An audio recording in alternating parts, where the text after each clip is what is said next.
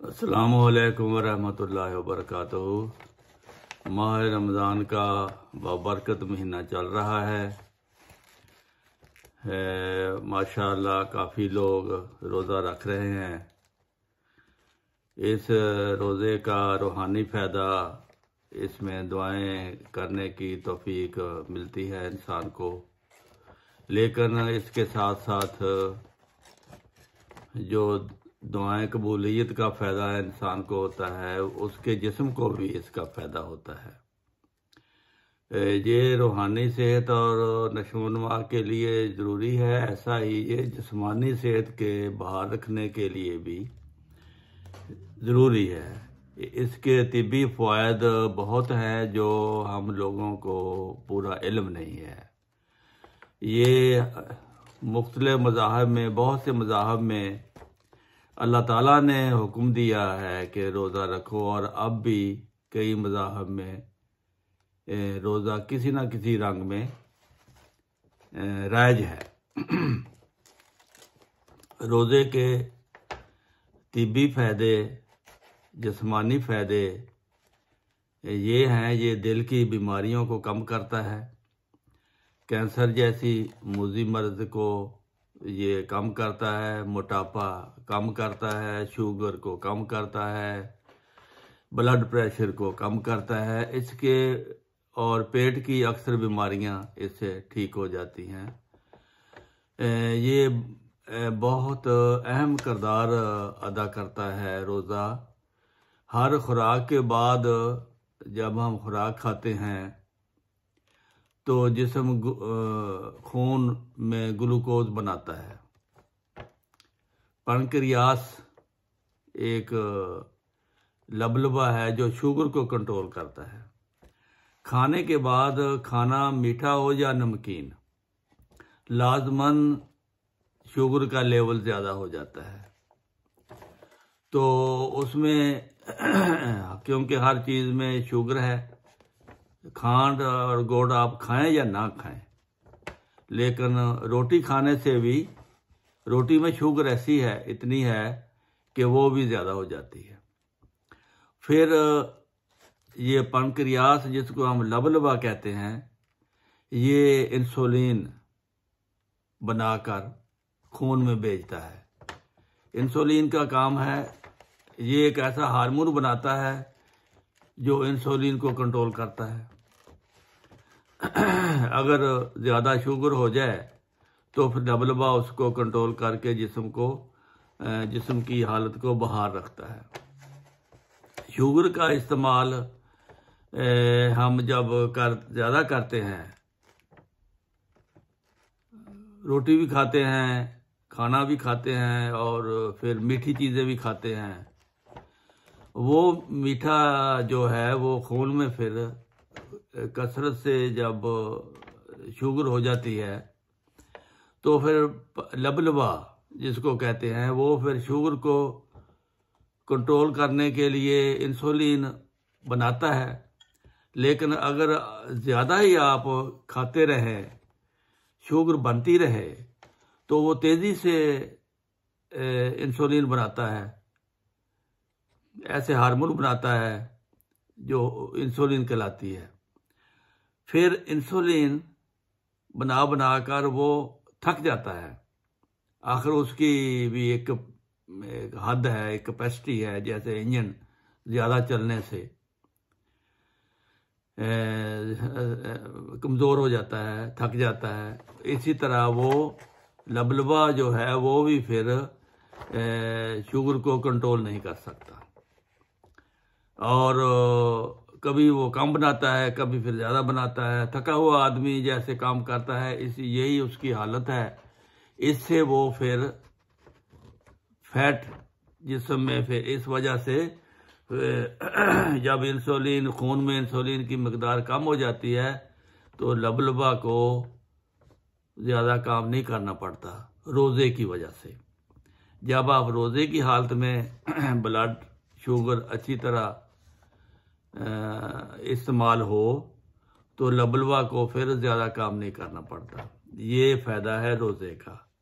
अगर आप खाने पे बार बार खाते जाएं वो हर खाने से शुगर बढ़ती है, तो इस तरह फिर जो शुगर को कंट्रोल करने वाला लबलबा है वो थक जाता है।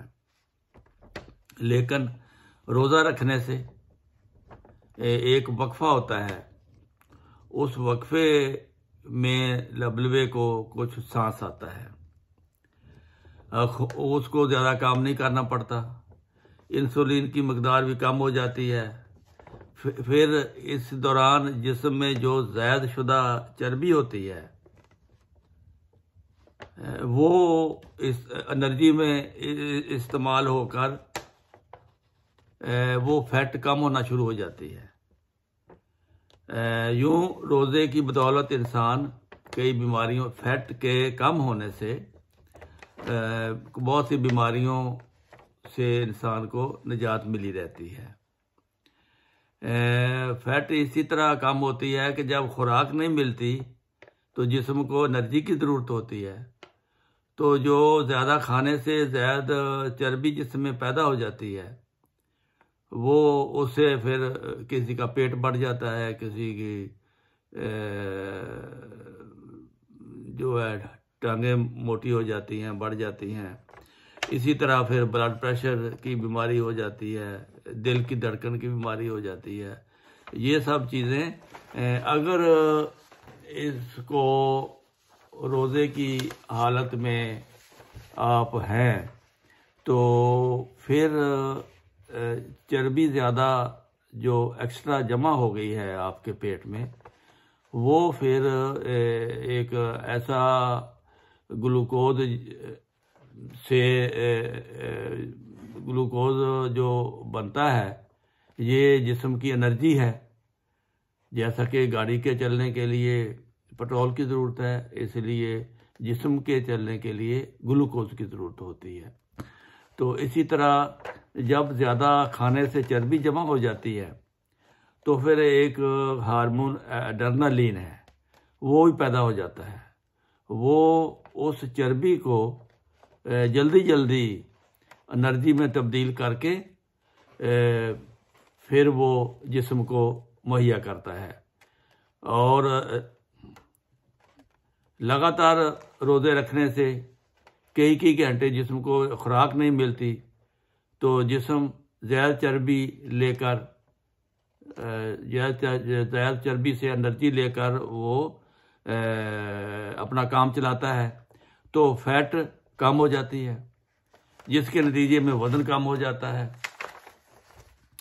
और जिससे जिस्म के अज़ा को ज़्यादा काम नहीं करना पड़ता। इसलिए फिर शुगर, ब्लड प्रेशर, दिल का आर्जा, धड़कन, पेट की जुमला तकालीफ में भी कमी आ जाती है और ज़्यादा चर्बी जिस्मानी एनर्जी में तब्दील होकर वो ख़त्म होने लगती है, आपका वज़न भी कम होना शुरू हो जाता है। इस तरह बहुत सी बीमारियों से इंसान महफूज रहता है। ये रमज़ान मुबारक की बरक़ात में से बहुत बड़ी बरकत है। तो दूसरा ये कि देर तक जवान रहने का राज भी इसमें मुज़मिर है, लंबी ज़िंदगी का राज भी इसमें मुज़मिर है, क्योंकि ये बहुत सी बीमारियों को तो रोज़ा कंट्रोल कर लेता है और हर इंसान चाहता है कि मैं ज़्यादा लंबा अरसा ज़िंदा रहूं, मैं ज़्यादा अरसा जवान रहूं। इस तरह तरह तरह की अद्वियात का भी सहारा लेता है। रोज़े की हालत में ऐसे हार्मोन कसरत से पैदा होते हैं जो ज़्यादा चर्बी को, चिकनाई को एनर्जी में तब्दील करके जिस्म का हिस्सा बना देते हैं और बुढ़ापे की रफ्तार को कम कर देते हैं। इस दौरान एक ऐसा हार्मोन जिसे एड्रेनालिन कहते हैं वो भी पैदा हो जाता है जो चर्बी को तेज़ी से ईंधन में तब्दील करता है, जिससे सेहत पर बहुत अच्छा असर पड़ता है और उम्र में इजाफा का मूजिब होता है। लेकिन ये ज़रूरी है कि रोज़ा अफ्तार के वक़्त कुछ भूख रख कर खाया जाए। ज़्यादा पकौड़े और समोसे और ऑयली चीज़ें खाने से जब फिर ज़्यादा जो आपने दिन में मेहनत करके कमी की होती है वो फिर शाम को ज़्यादा तेल वाली और